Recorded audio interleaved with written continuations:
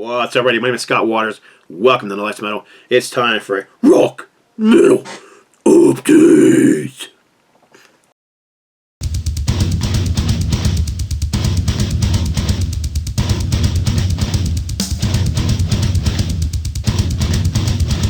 That's right. Time for another rock and metal update. This one's going to be all 12-inch vinyl. I'm going to split this into two videos. The first video is going to be all used stuff, older stuff from the 70s all the way up to present. However, the second video is going to be all new releases from a lot of it's from older bands, but just one newer band in here as well. But yeah, I just want to start getting into it, and you'll see two videos. I kind of want to see what you all think about the newer stuff too, so that's why I want to do it in a separate video so that you guys can leave comments just on those and not have to worry about all the other junk I'm showing in here. But first up, this one I actually showed in my last video, 12-inch update video. This is Bow Wow, Japanese heavy metal band, hard rock band, formed in the 70s. This was their third album from, I don't know, 77, 78, somewhere in there. And I really enjoyed this. Of course, I love that 70s hard rock sound to begin with. But I mentioned in the video that I was new to the band and wanted to check out more. So a buddy of mine, named Scott Carr, great guy, huge vinyl collector and also a musician. Check him out on Facebook if you want, Scott Carr, C-A-R-R. Anyhow, he sent me this, which is also Bow Wow. This is from the 80s, however. I believe this is, I don't know, I didn't look at Europe, but I think it's like 84 or something there. But right around the time before they changed their name to Vow Wow. So they went from Bow Wow with a B to Vow Wow with a V due to, I don't know, some kind of dispute with a U.S. band. I think it was Bow Wow Wow.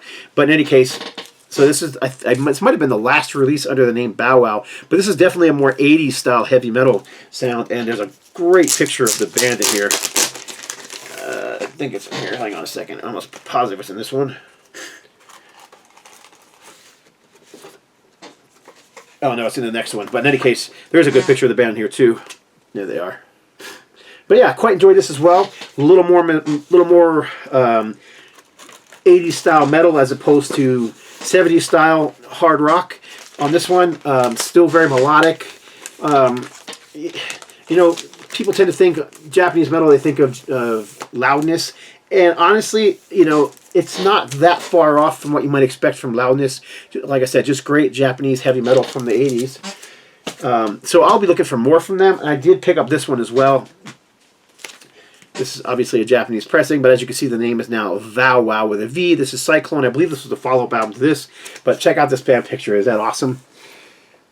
I love the 80s, man. I know people hated the 80s because it was like, a lot of people make fun of it and mock it now because of the look of the band, the teased hair, the costumes, the makeup. I thought all of it was great. I mean, it was part of a scene. It was part of a look, and it was part of it had showmanship.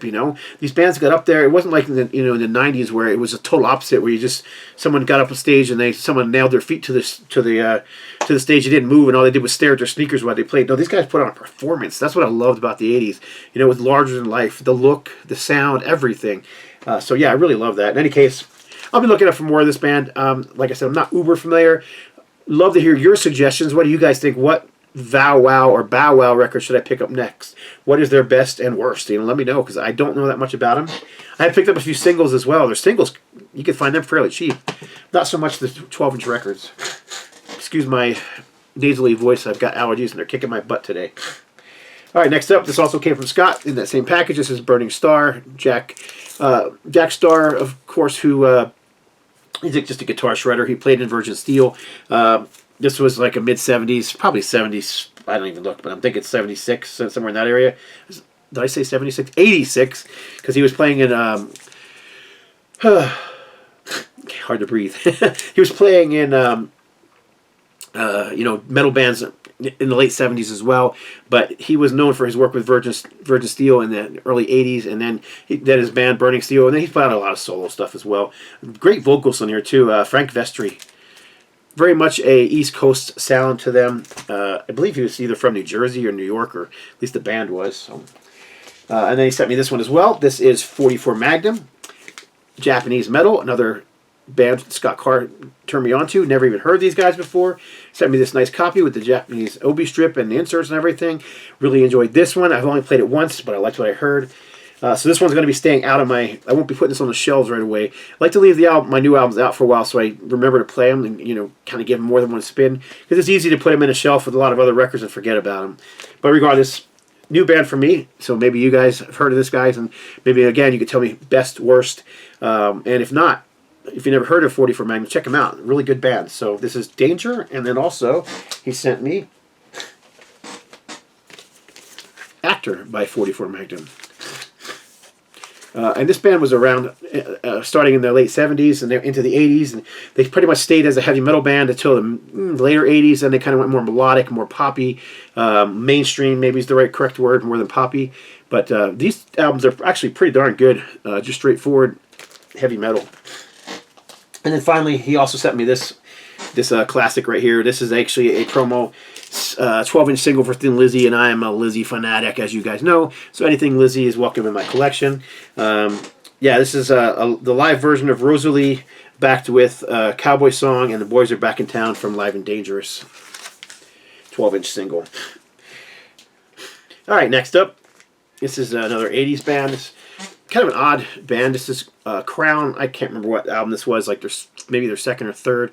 I have another one of these. A friend of mine was selling this online for a decent price, so I just snagged it. I didn't even remember what it sounded like, but it was a good price, and I'm always interested in more obscure metal bands from the 80s. These guys were kind of more of a hard rock band, even for the 80s, and definitely rooted in the 70s hard rock sound than they were in the more 80s heavy stuff. So you're not going to hear like Venom or Raven or that kind of thing going on here. This is more melodic, not unlike early maybe Def Leppard, kind of that range. So, but anyhow, this is Crown, Red Zone. This band was formed in Switzerland, I believe, but the majority of the band members are actually from the Czech Republic. Somehow they managed to meet up with one member who was living in, I believe it was Switzerland, and then they got together, formed Crown, and I think they put like 4 or 5 albums out. But yeah, good stuff.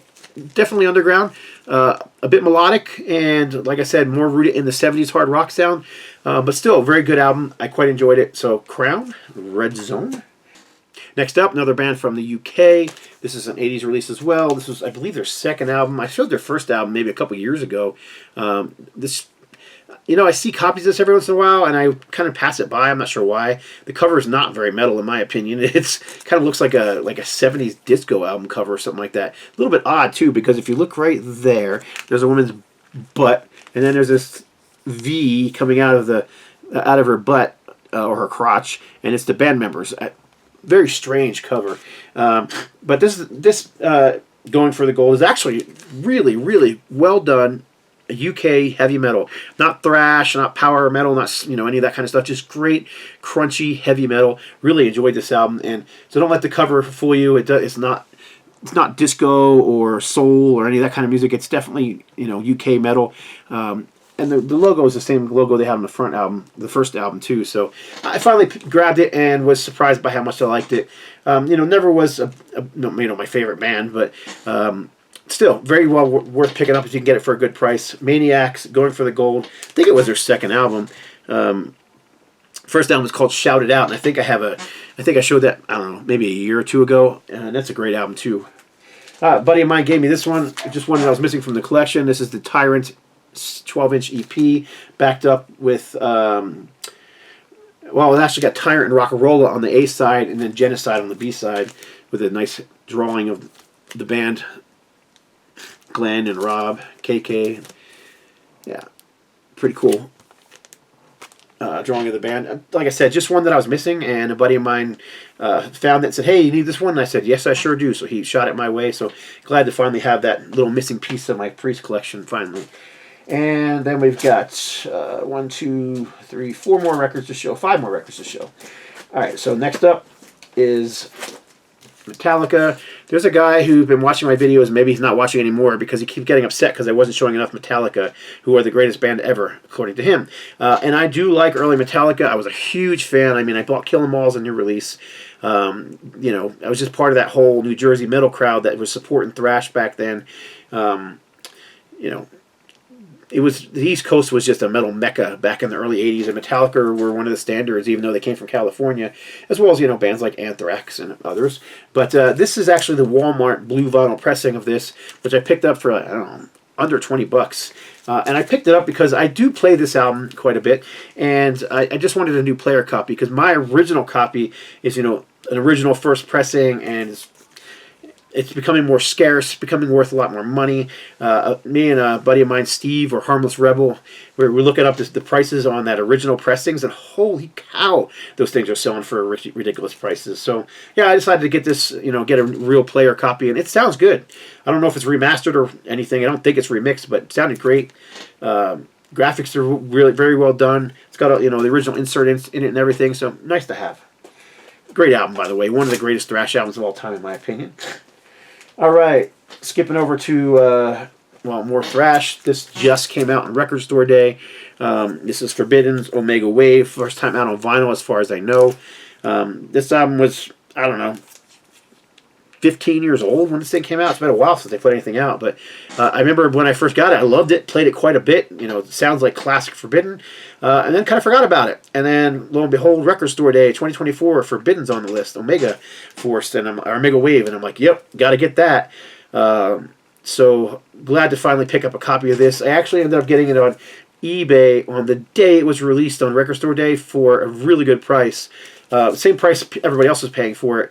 I don't know what they're going for now. It's funny though. Record Store Day stuff, after Record Store Day, just seems to continue to go up unless it's one that doesn't sell. But this one, I'm almost guaranteeing probably went up in price and up in value. Kind of a grail here. If you watch the Metal Roundtable, you've already seen this one, but actually the next one's a grail too. Everybody knows I'm a huge Angel fan. This is the Japanese promo pressing of Hell of a Band, their second album. Freaking awesome album. They're definitely one of their heavier albums. The keyboards were pushed back. The guitars were turned up on this one. Great tracks on here. There's not a song on here I don't like. But this pressing actually comes with, besides the two Obi strips that you see there, the one is just the regular Obi strip. And then this other one here that's kind of smaller. Next to it is the promo strip. I have no idea what that says in Japanese, but I know it is a promo strip.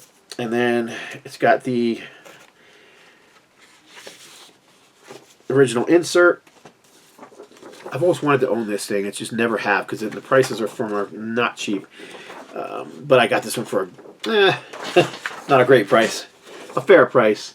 It's got the lyrics in Japanese and English as usual, but it also comes with this unique little. It's not even a 7-inch; it's like a 5-inch or something like that. Flexi Angel Message, which you see the red Flexi there back there. It's just kind of a cool collectible, something that I've always wanted to own just because I'm such a big Angel fan. But also, this thing sounds amazing. This Japanese pressing sounds great. I mean, my U.S. pressing sounds good too, but I was, sometimes used records aren't always, you don't know where they came from, but this thing is like pristine and it has the original blue Casablanca label, the Neil Bogart label. Yeah, really happy to have this finally in my collection, so kind of a grail for me. I know other people probably could care less, but Angel is one of those bands I just love. And then this next one as well. This is Aerosmith. This is a Japanese pressing as well. There is no Obi strip because there was no Obi strip on this one. It's kind of a collection. It's kind of a unique and rare collection. They have another version of this that has an Obi on it, but this one here I believe is like either a record club pressing or a that's what I think it is, a record club pressing or a promo pressing, one of the two. But yeah, I never had an Obi strip, so this is what there is to it. The front and back covers, you can see it's got all the bio information in Japanese on the back. It's pretty cool. I've never actually held one of these in my hand before, so it's really nice to have, and it's in great, nearly perfect condition. And it also has the lyrics in English on the inside, and there's nothing on the other side of that. But you can see it's old. I mean, this thing is, what, 1976?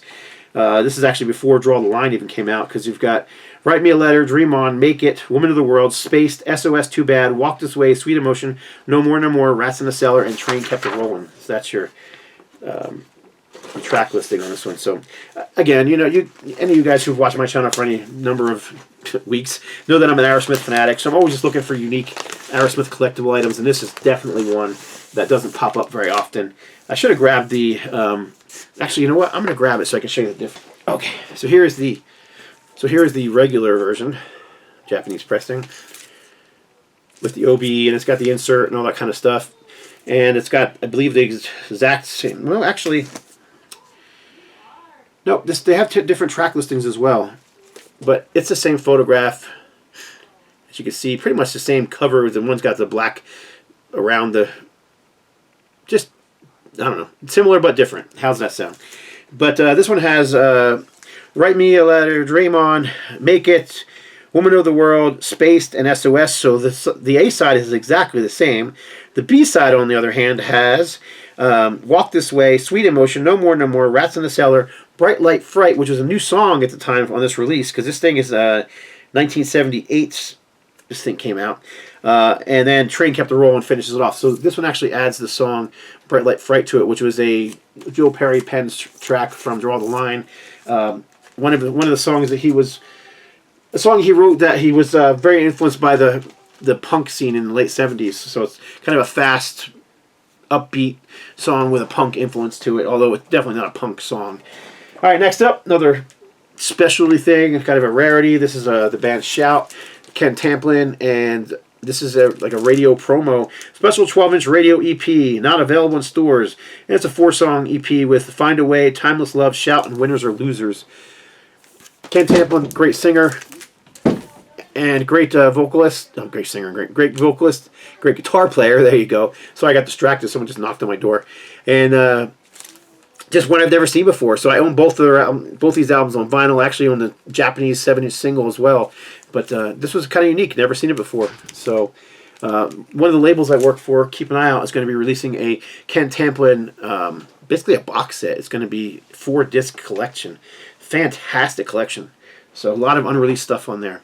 And that is it for this first port of my 12-inch update. I appreciate you all watching. Please, leave a message below and thumbs up. It always helps get the video, more people watching it. And subscribe if you haven't already. I definitely appreciate that as well.